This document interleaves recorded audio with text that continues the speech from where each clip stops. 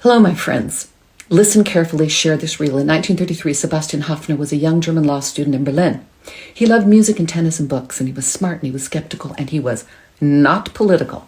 When Hitler came to power, he thought it was temporary. Sebastian just assumed it would pass, but something began to shift, and not just in the headlines, but inside of him. In the book I'm reading right now, in Geschichte eines Deutschen, the story of the German, he writes about one day in particular.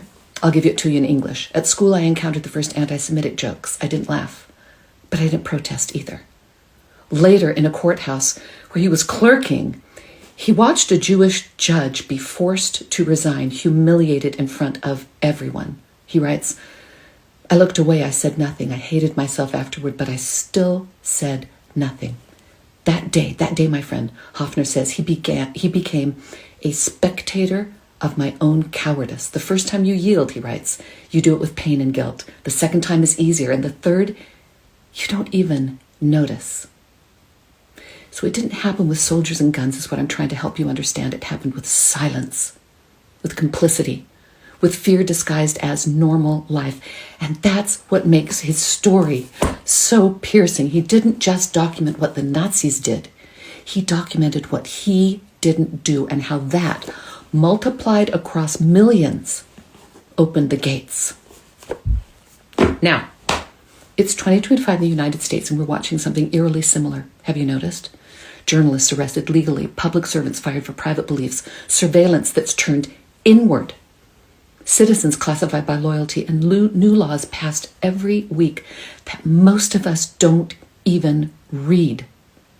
And just like Hoffner's time, many of us are waiting. Some of us are shrugging, saying, let's not be dramatic. Saying, well, maybe I'll speak up later. But later is shrinking and the window's closing, and not in secret, but right in front of our eyes.